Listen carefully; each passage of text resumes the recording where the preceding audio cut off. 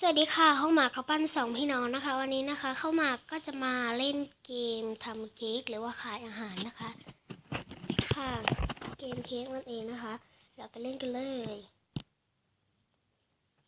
ก็จริงๆมีเสียงนะคะแต่ว่าเราปิดไว้มีตังค์195จะผ่านด่านอื่นดีไหมไม่เอาดีกว่าไปก็ซื้อโอ้ no ซื้อแป้งซื้อเกลือซื้อทั้งนั้นเลยนะคะก็ไปทำอาหารเลยใส่เนยกับช็อกโกแลตก่อนนะคะ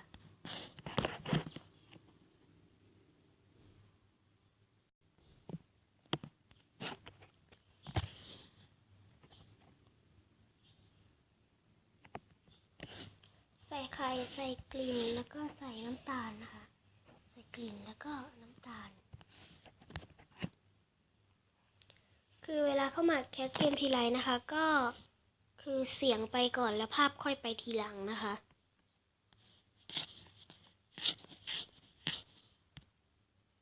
ค่ะแล้วก็เทน้ำมันใส่ในนี้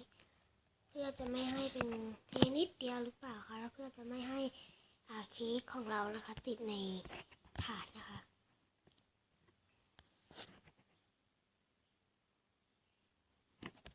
เสร็จแล้วนะคะก็ปาดเค้กเลย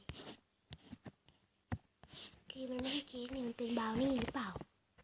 ก็มาตกแต่งนะคะสีช็อกโกแลตเอาสีนี้ดีกว่าก็ใส่ช็อกโกแลตลงไปผลไม้นิดนึงก็ตกแต่งใส่ถั่วเข้าไปด้วยเสร็จแล้วเราได้ตังค์ไป68 บาทนะคะ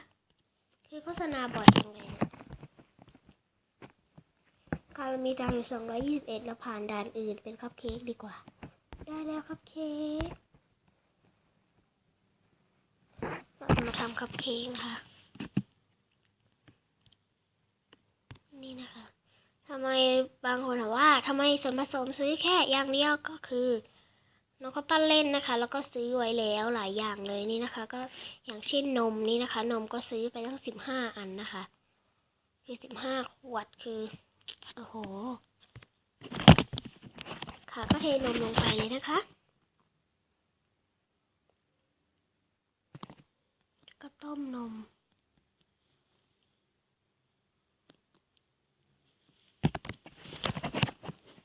ใส่มันคืออะไรอ่ะคือนมผงเหรอหรือว่าอะไรไม่รู้เหมือนกันนะคะมิลค์พาวเดอร์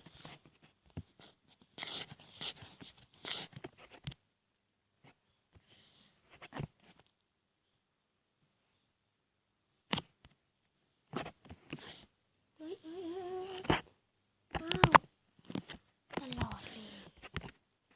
ได้แล้วครับเค้กน่ากินจังเลยโอเค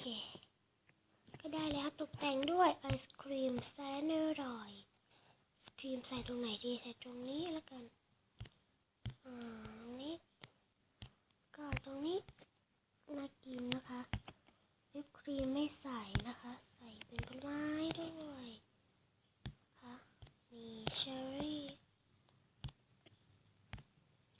ใส่อัลมอนด์มันไม่ใช่อัลมอนด์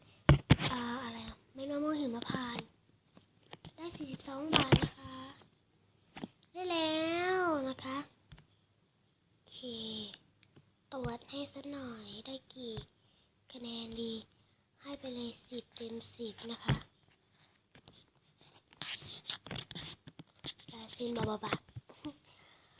ก็ปั๊มลายเซ็นอันนี้ยังไม่ปลดล็อกนะคะก็ปั๊มเป็นรูปมะเขือเทศแล้วกันนี่นะคะได้ไป2 ลูกโอเคก็